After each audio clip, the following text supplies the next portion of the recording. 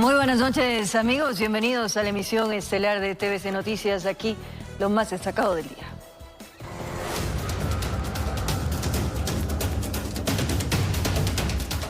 En el sector de Carapungo, la presencia de personas dedicadas a limpiar parabrisas ha generado un foco de inseguridad. En videos se registraron a uno de los sujetos que en plena vía pública sacó a relucir un cuchillo.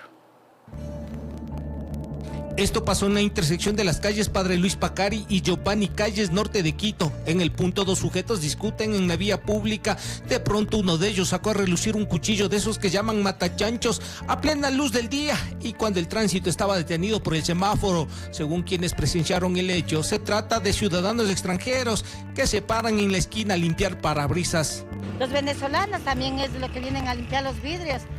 Ellos les insultan así a las señoras de los carros, les insulta a todos. Tras la difusión del video, al sector llegaron funcionarios de la Agencia Metropolitana de Control y procedieron a retirar a los vendedores informales. Doña María expresó su disgusto. Según la mujer, ellos se dedican a trabajar honradamente, no hacen daño y son los más afectados. Señores del municipio, en vez que a nosotros nos están quitando, nos están haciendo corretear, mejor es que les vea a los venezolanos. La mujer reveló que trabaja desde la mañana hasta bien tarde y ha sido testigo de cómo los extranjeros se dedican a pedir caridad y limpiar parabrisas. Son los que generan inseguridad y serían los responsables de los robos y asaltos. Y aquí hay una señora que es una morena, ella viene con un guaguito que es de almohada.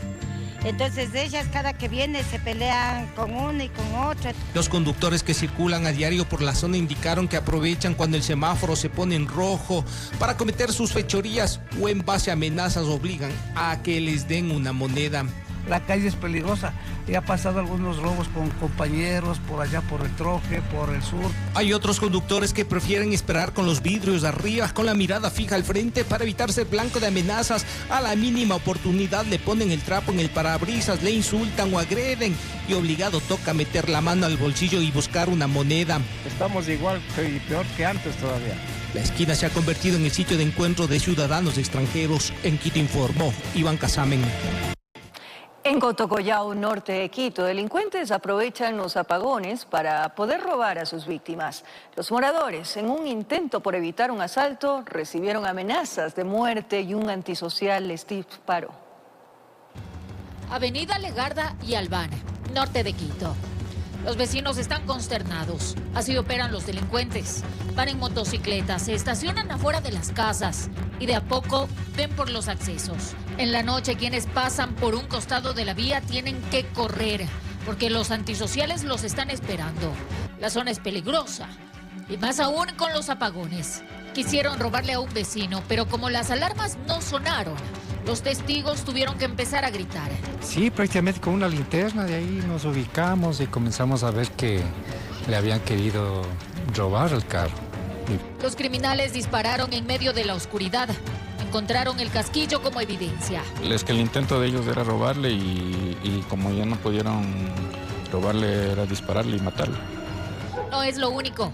Aquí se ve como personas en actitud sospechosa merodean la zona en horas de la noche. Se esconden en el bosque. Ese sitio ha sido el lugar preferido para el consumo de droga. Hasta por poco ocasionan un incendio. Estas personas que vienen a consumir droga aquí dentro del bosque prenden fogatas, consumen ahí. Lamentan que los apagones continúen. Se sienten desprotegidos porque la situación de inseguridad con esto se agrava. Cuando nos toca la noche que no hay luz, tenemos que encerrarnos. Informó Marilyn Jaramillo. Agentes aduaneros en una revisión en la oficina de encomiendas de una empresa de transporte interprovincial encontraron 4 armas de fuego y munición de diferente calibre. En coordinación con la policía, una persona que se acercó a retirar el encargo fue detenida.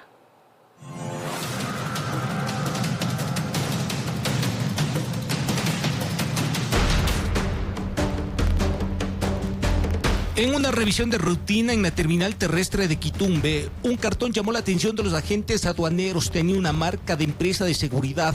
Al abrir la encomienda encontraron que guardaba 3 armas tipo pistolas traumáticas y un revólver calibre 38 con su respectiva munición. En ese momento verificamos si había alguna documentación. No existía ninguna documentación que ampare la movilización y transporte de esas mercancías. Y en la guía de encomienda únicamente se había declarado como uniformes y material de oficina.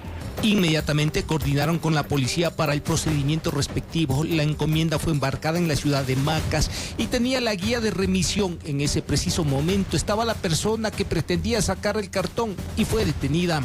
Se comunica a Fiscalía, la audiencia de flagrancia con el detenido y para posteriormente entregar todo el material, las armas y la munición en cadena de custodia. Todo lo que es movilización de mercancías, nosotros tenemos facultad legal para poder controlar. Además decomisaron munición letal y traumática que venían en la misma encomienda, así como un chaleco. La policía indicó que este tipo de elementos no pueden ser transportados en un bus. Los encargados deben contar con los permisos pertinentes para su traslado. Esto tiene que ser puesto a órdenes de la autoridad competente. De igual manera está detenida la persona que iba a retirar dicha encomienda. Las armas traumáticas deben también contar con el permiso que otorga el Comando Conjunto de las Fuerzas Armadas, tanto para tenencia como porte.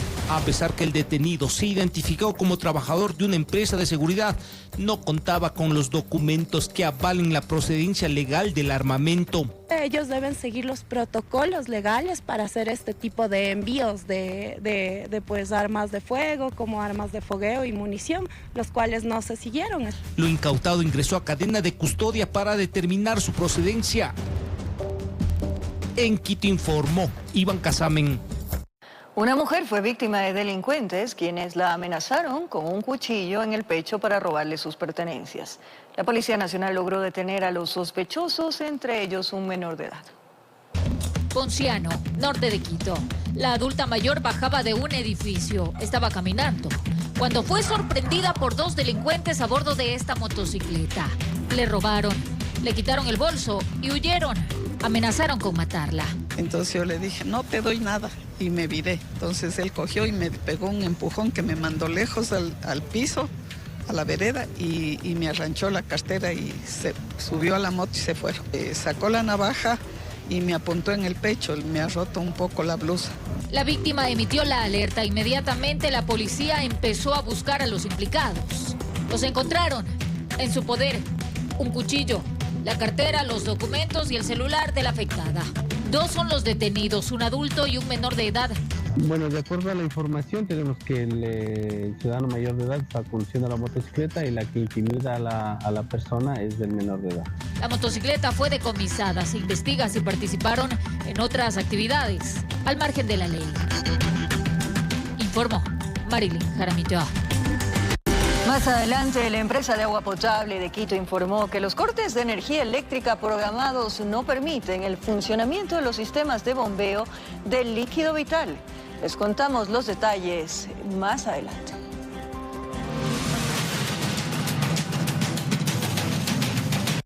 10 miembros de la Policía Nacional fueron detenidos en medio de un mega operativo desarrollado la madrugada de este jueves en varias provincias del país. Ellos están acusados de colaborar con grupos narcodelictivos a cambio de altas cantidades de dinero.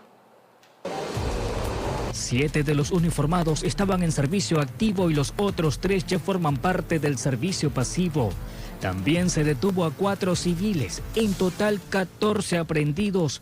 La investigación parte desde el año 2022 luego del robo de casi 3 toneladas de droga desde las bodegas de la Secretaría de Drogas en la provincia de Napo. A partir de este suceso se deriva una investigación exhaustiva que empieza a involucrar a miembros de la institución uniformada.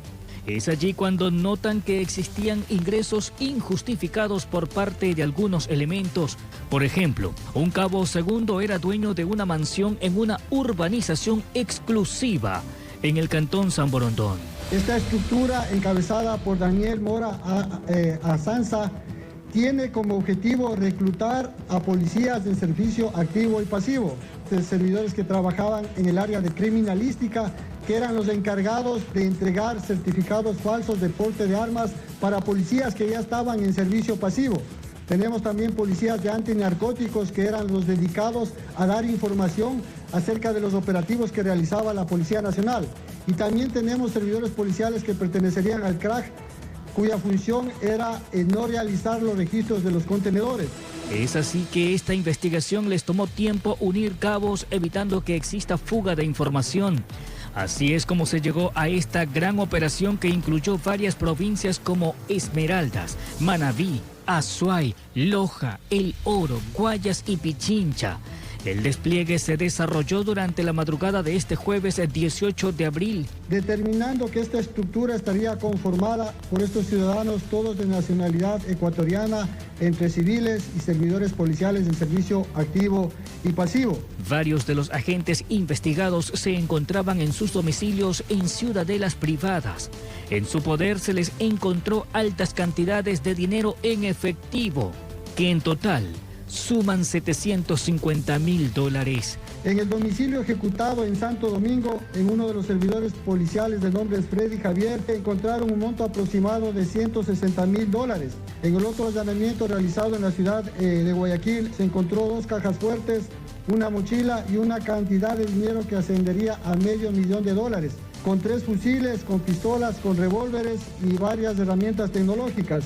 En la ciudad de Machala también se encontró un vehículo de alta gama, también de posesión de unos servidores policiales, con una cantidad aproximada de $90.000. Ahora los detenidos serán puestos a órdenes de la autoridad competente, informó José Morales.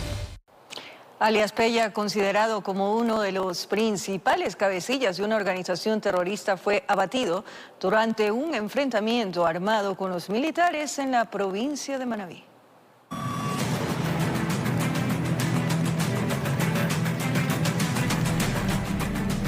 Fue una operación militar que llevó a los uniformados hasta la parroquia Membrillo en el cantón Bolívar, perteneciente a la provincia de Manabí. En el sitio existe una vivienda de construcción en madera y caña. Cuando ingresaron, los militares fueron recibidos a bala. Por ello, debieron responder en base al uso progresivo de la fuerza. 4 sujetos se encontraban en el sitio. Con sus armas de fuego pretendieron acabar con la vida de los militares, pero la experiencia de los uniformados permitió evitar la situación. Es en ese cruce de balas cuando se produjo la baja de Pedro Cristian P., alias Pella, quien era considerado uno de los líderes de una peligrosa agrupación terrorista que opera en el país. Tras el enfrentamiento, los uniformados realizaron el allanamiento del inmueble, logrando detener a 3 de los antisociales y el decomiso de varios indicios que relacionan a los aprehendidos con el grupo criminal. Se encontró armamento de largo alcance, de corto alcance, municiones, celulares, diferentes explosivos y radios satelitales. Informó José Morales.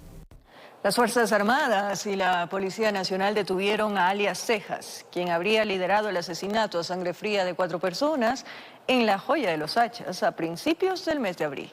El sospechoso, quien pertenecería a un grupo armado colombiano, fue detenido en el marco de una investigación contra la minería ilegal.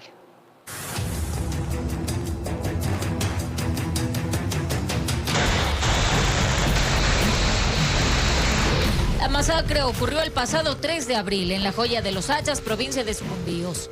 Un grupo de criminales fuertemente armados abrieron fuego contra un bar karaoke. Entre los participantes, este hombre de gorra, míralo bien, quien utiliza un fusil para cometer el crimen. Se trata de alias Cejas, quien fue detenido por los uniformados este jueves en una operación en Cascales. Él habría sido quien lideró la masacre. Lo confirmaron las Fuerzas Armadas a través de su cuenta de X. Se trata de Robinson A., quien al parecer encabezó el crimen, que dejó 4 víctimas mortales. El operativo que permitió ubicar a este integrante del grupo armado colombiano Comandos de la Frontera contó con la participación de varias unidades especializadas, entre ellas la Unidad de Investigación de Delitos de Hidrocarburos.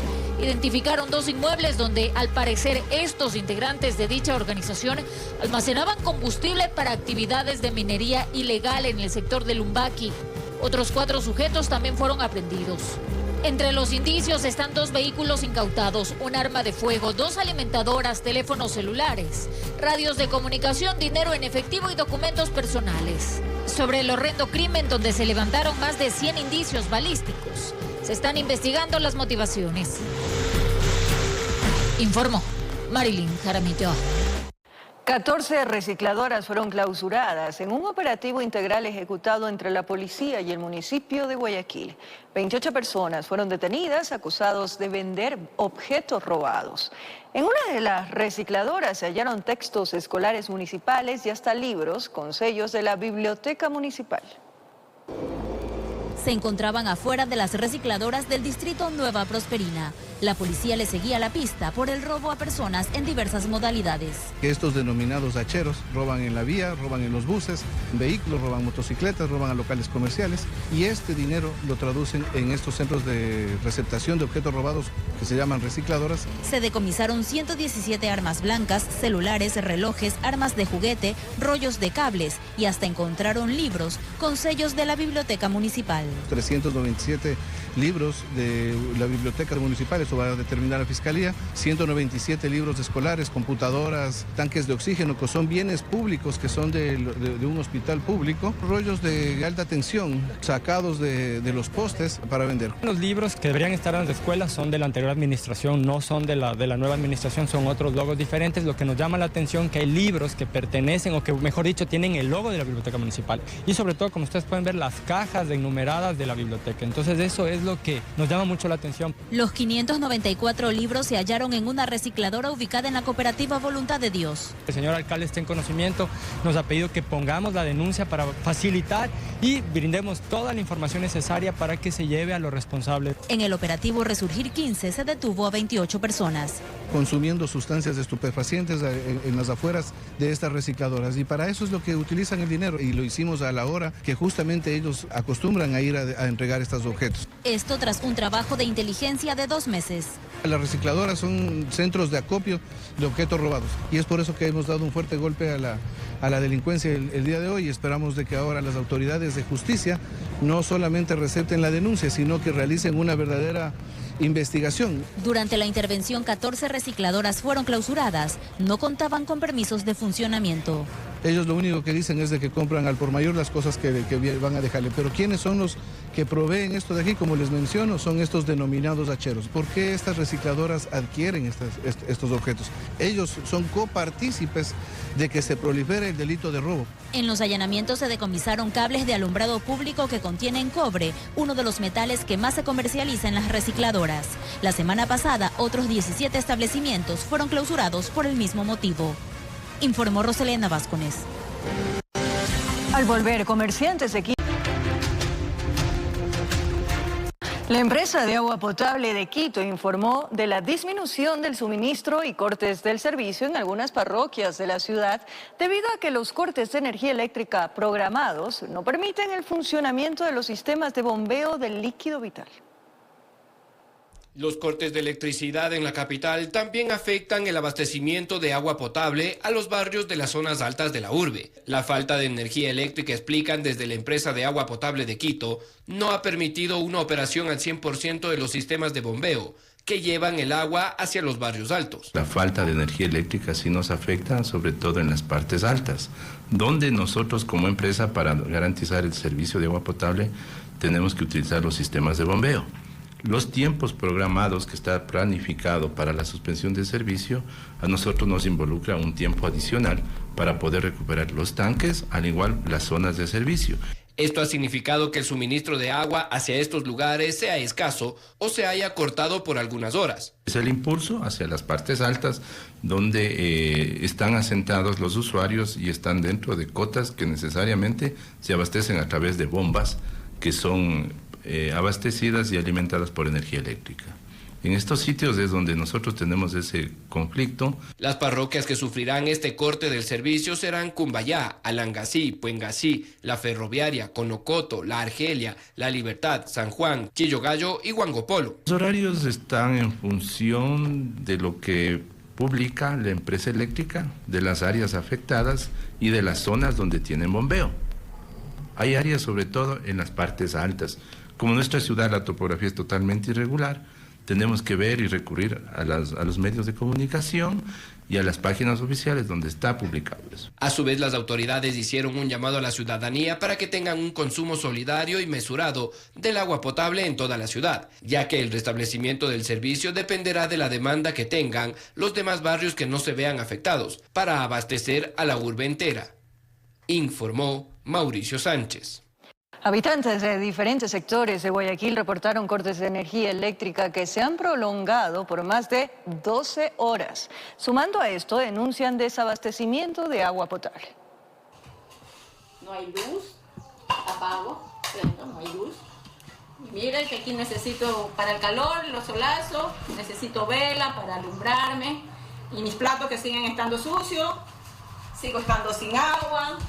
Todo tengo sucio, no puedo cocinar, abro, cierro, abro. Desde hace 3 días, esta es la nueva normalidad de Karen Sucre, habitante de la cooperativa Colinas de la Florida, en el noroeste de Guayaquil. Viene padeciendo la ausencia de servicios básicos y el incremento de sus gastos. ¿Qué problemas le causa esto? Tengo dañado un aire, tengo la nevera, ahí hace muchos cortocircuitos.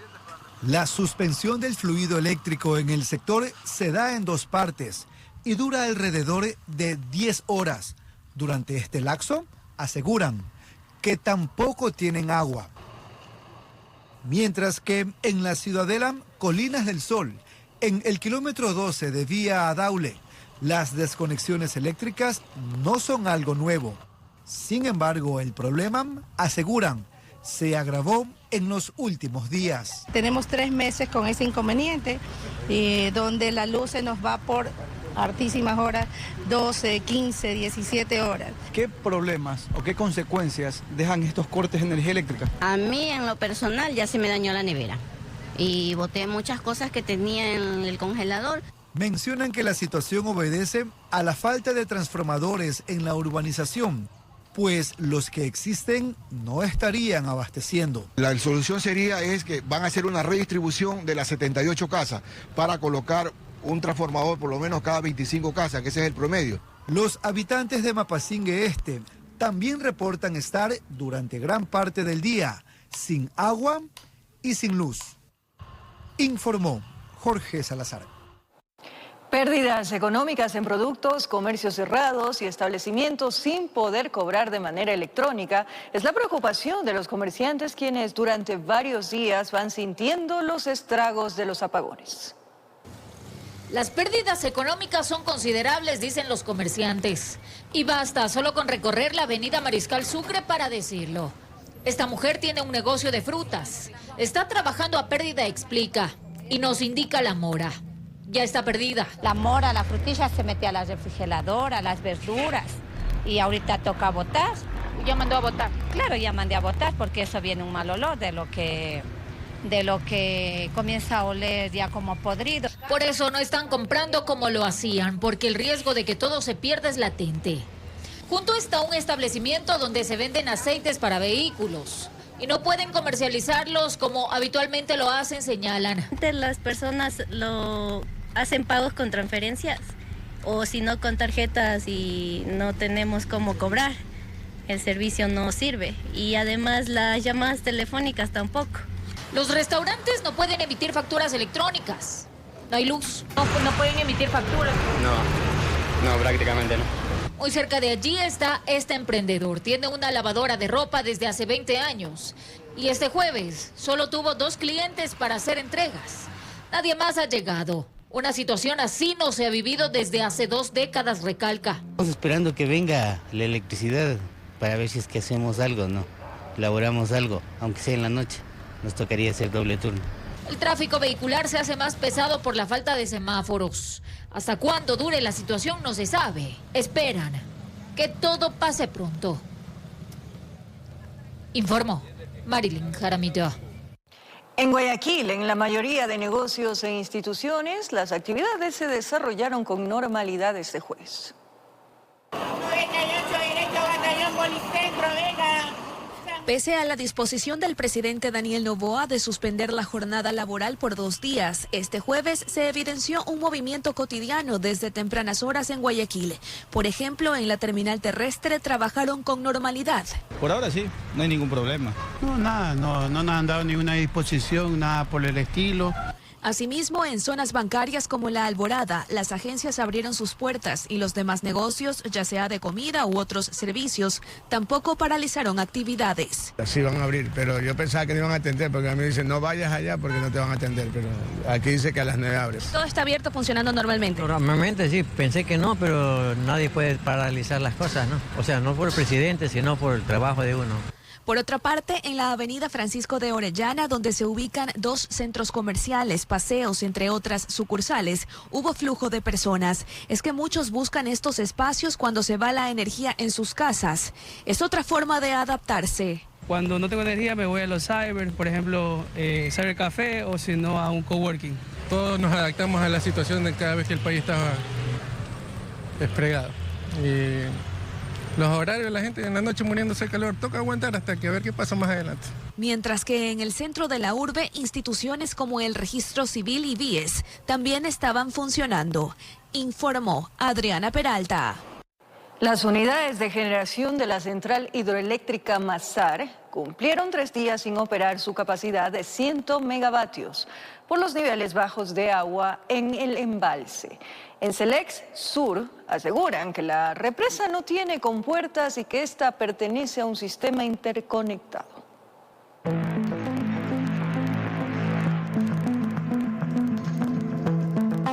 Es el embalse más extenso e importante del país, Mazar, que durante los últimos días ha estado al 10% de su capacidad, abasteciendo a la central hidroeléctrica del mismo nombre, también a la que está más adelante en la ruta, Paute-Molino y Sopladora, generando en total 1.757 megavatios, que equivalen al 27% de la demanda nacional. Pero por aquí desde hace 8 meses se ha enfrentado una histórica sequía que, según Selexur, eso se ha evidenciado en la cota del embalse, que de su capacidad máxima de 2.153 metros sobre el nivel del mar, el domingo llegó a 2.112, operando al límite las 2 máquinas. Pero llegó el martes y este bajó más, a 2.108, con una máquina funcionando hasta las primeras horas. El miércoles llegó a 2.106, sin ninguna máquina generando electricidad, y de la misma forma ese jueves, con 2.107. No ha llovido más de un mes, creo. Lluvias muy esporádicas, pero no abastece. Son crecidas temporales de los ríos, pero eso no nos ayuda. Por su parte, el gerente de Selexur explicó cómo funciona este sistema que abastece el embalse y descartó la versión que se haya quedado vacío por la apertura de compuertas, como lo mencionó el secretario de Comunicación de la Presidencia. Desafortunadamente han circulado información que no es la adecuada. Como ustedes podrán ver en las tomas que hacen, pues la represa no tiene compuertas en donde pueda haber una actuación inadecuada. Desde la base de la represa, aproximadamente a 50 metros está el desagüe de fondo. Este desagüe de fondo se utiliza para cuando el nivel del embalse está bajo, se puede enviar o se puede aprovechar el recurso primario, que es el agua, en la presa a continuación, que es la presa Daniel Palacios. El embalse está ubicado en el cantón Azogues de la provincia de Cañar y tiene una extensión de 31 kilómetros, que si esto es lo que guardan para que operen las otras hidroeléctricas, lo que pasa en la cola entre las montañas más adelante es grave. Todo está seco, todo es sedimento ahorita, lodo. Hay zonas donde hasta se puede caminar, porque el agua se terminó y esto es lo poco que hay en los ríos que la alimentan. En este sector, San Carlos, más o menos, tenemos la altura de 56 metros de altura. Ahorita estamos al nivel 0. Estamos completamente bajos. Ahora por acá nadie sabe qué pasará en los próximos días, porque no llueve y la hidroeléctrica Mazar podría continuar así, con generación al 0%, informó Charlie Pisa. El presidente Daniel Noboa anunció que revelará la lista de objetivos militares. Se trataría de capos de estructuras transnacionales que operarían en Ecuador y su frontera, aparentemente con el apoyo de algunos gobiernos. En la ferroviaria sur de Quito, en el acto inaugural del espacio integral familiar, el presidente Daniel Noboa arremetió contra quienes pretenden obstaculizar su proyecto político y que este no llegue a la gente. Esas personas, algunas están en La Roca, otras pronto estarán en La Roca y algunos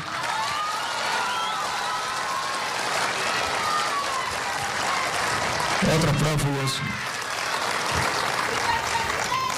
y otros están siendo severamente investigados. Noboa los responsabiliza de ser los causantes del boicot en la distribución eléctrica. Porque no hay nada más miserable que en la semana de una fiesta democrática como es esta semana para la consulta popular se quiera apagar la vida, se quiera apagar la electricidad de una nación y se quiera afectar a los más pobres, especialmente a los más necesitados. Hoy mismo se conocerá también de las personas que estuvieron involucradas en los cortes de luz. Ya tenemos a las personas investigadas y algunas se las agarrará para interrogación, así mismo declaraciones. Demandando a los ecuatorianos de estar alertas sobre lo que sacará el régimen a la luz en las próximas horas. Daremos la lista de objetivos militares de los capos que hay y en las fronteras que nos afectan a nosotros. Nadie ha tenido la valentía de decir sus nombres ni su ubicación, sino que se han enfocado en capos menores y echarle la culpa a todo a capos menores. Pero las estructuras son muy grandes y son muy fuertes y son transnacionales. Y se puede ver y que inclusive hay gobiernos que ayudan y cooperan con estas estructuras criminales transnacionales.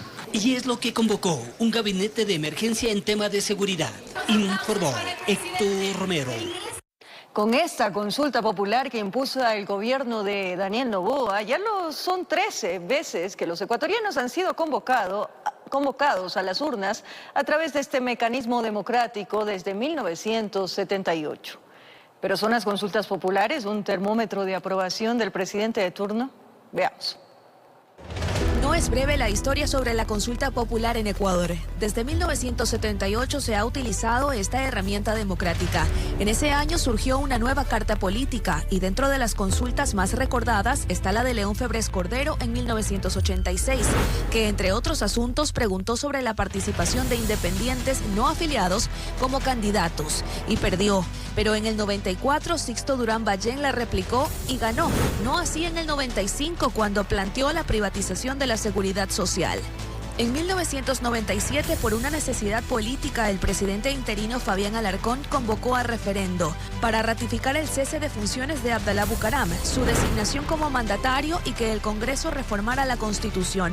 Alfredo Palacio no fue ajeno a la consulta y en el 2006 preguntó si se quería aumentar el presupuesto para la salud. Con un resultado favorable, Rafael Correa convocó 4 veces a consulta y referendo, la primera para la Asamblea Constituyente. Sin embargo, su popularidad disminuyó y en las restantes no tuvo amplia votación. Y ahí Rafael Correa entendió una cosa. Las consultas populares, incluso para alguien popular, valga la redundancia, pueden ser peligrosas. Con relaciones rotas con el correísmo, la pregunta gancho de Moreno en el 2018 fue el impedimento de la reelección indefinida. Ahí todas fueron aprobadas por la mayoría de ecuatorianos, mientras que Lasso sufrió un revés en su consulta de febrero del 2023.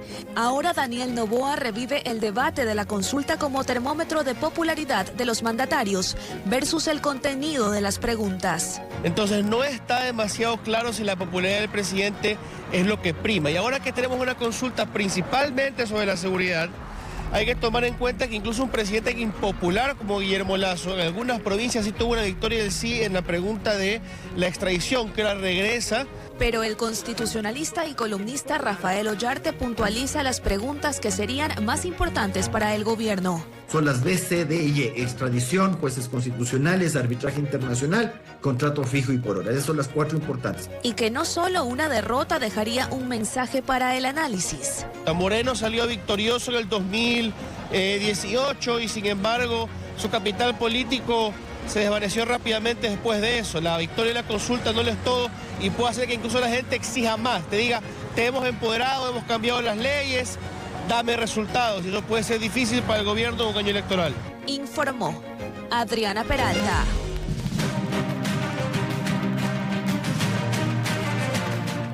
Aunque la ley orgánica de extinción de dominio está vigente desde abril del 2021, el presidente Daniel Noboa propone simplificar el procedimiento en la última pregunta de la consulta popular. Les tenemos un informe. La ley de extinción de dominio está vigente en nuestro país desde abril del 2021 y en febrero de 2024 la Asamblea aprobó reformas para reducir los tiempos del proceso para revertir la propiedad de algún bien de origen ilícito. La investigación patrimonial, por ejemplo, se redujo de 12 a 3 meses. Aún así, el gobierno actual le pregunta a la ciudadanía si están de acuerdo con que el Estado proceda a ser el titular o propietario de los bienes de origen ilícito o injustificado, simplificando el procedimiento de la Ley Orgánica de Extinción de Dominio. Que se consolida es una vez que hay sentencia ejecutoriada, declarando esa extinción. Pero para eso se necesita un debido proceso. Y para eso se necesita que partes intervengan. Y para eso hay recursos también. Por lo tanto, el tema no es corto, el tema es largo. La simplificación sí se justifica, pero no puede ser cualquier simplificación. Tiene que ir destinada a las personas que intervienen, tiene que ir dirigida a los recursos que se llevan a cabo y tiene que ir dirigida también a los tiempos que se implementan. Según la ley actual, se puede aplicar cuando los bienes de objeto de extinción sean de propiedad de uno o varios miembros de grupos de delincuencia organizada, cuando se trate de bienes o activos injustificados o delitos flagrantes, el incremento patrimonial injustificado en cualquier tiempo, entre otras causales, pero hasta ahora el Estado no ha recibido nada. O mejor dicho, no se ha concluido ningún proceso de los dos que recientemente se empezaron a llevar a cabo. La idea es que sirva. La norma para que justifique su existencia es su utilidad. Y esa utilidad debe rendirle frutos al pueblo ecuatoriano, por lo menos para que sea destinado a inversión social, que es lo que tanto necesitamos. Mientras que el abogado Omar Sempertegui puntualiza que también se debe profundizar en la investigación del patrimonio de determinadas personas que podrían haberse favorecido de contratos estatales. Esperamos lo mejor para el país, ¿no? Entonces, si esto se simplifica, que sea utilizado como una herramienta para resarcir los daños que ha sufrido el Estado en todo este tipo de marañas que a veces encuentran, ¿no? Estos vacíos legales que permiten que algunos empresarios, digamos, en asociación con personas del sector público, pues terminen saqueando al Estado prácticamente. Todos los detalles tienen que ser pulidos por los legisladores si el pueblo ecuatoriano aprueba esta pregunta. Los argumentos sobre las medidas cautelares en el marco de las tensiones diplomáticas. Tras la incursión a la Embajada Mexicana en Quito, la Corte Internacional de Justicia anunció ya las fechas donde escucharán los argumentos, tanto de Ecuador como de México. Serán 2 días. El 30 de abril, la Corte escuchará los argumentos orales de México y al día siguiente, el 1 de mayo, será el turno para Ecuador. Esto es lo que tenemos. Todavía no es que tenemos la audiencia de la demanda de México en la Corte Internacional de Justicia. Esto simplemente es la audiencia para las medidas cautelares. Hay que tomar en cuenta que estas audiencias no significan ni siquiera el inicio de un procedimiento legal sobre la demanda que anticipó México a Ecuador. Más bien solo servirán de precedentes. La Corte Internacional de Justicia de La Haya primero se hizo competente al caso, eso quiere decir que acepta el caso, y ahora lo que hace es justamente recibir esta audiencia de medidas cautelares que solicita México. Después de esto, en teoría, lo que esperaríamos ya sería la demanda de México y después que la Corte se haga competente para esta demanda y después ya empezar en sí el proceso per se. Y este proceso, pues, es un poco más complejo. Por su parte, México solicitó a la Corte Internacional de Justicia exigir a Ecuador algunas medidas, entre ellas que protejan y den seguridad a las instalaciones diplomáticas, su propiedad y archivos. También que se despejen las instalaciones diplomáticas y la residencia privada de los agentes diplomáticos. La Corte Internacional de Justicia, tras escuchar los argumentos de las partes, deberá deliberar si conceder o no estas medidas cautelares. Esta semana nosotros iniciamos un proceso de las medidas de la audiencia para escuchar las solicitudes de medidas cautelares que solicita México, pero el proceso va a durar años y como vimos no son 10 años, esto va a llegar en 80 años tal vez, algún país va a solicitar que a Ecuador no se le dé una presidencia en un foro y eso va a estar conectado directamente con este hito que nosotros marcamos en el derecho internacional. Por ahora, López Obrador ha dicho que Jorge Glass cuenta con la protección de México. Sin embargo, Daniel Noboa afirmó que no se arrepiente de la incursión a la sede diplomática. Las consecuencias solo las veremos con el tiempo, informó Mía Sabeli. Momento de despedirnos, amigos. Gracias por su compañía, cariño, pero sobre todo esa fiel sintonía. Un abrazo grande, que descansen.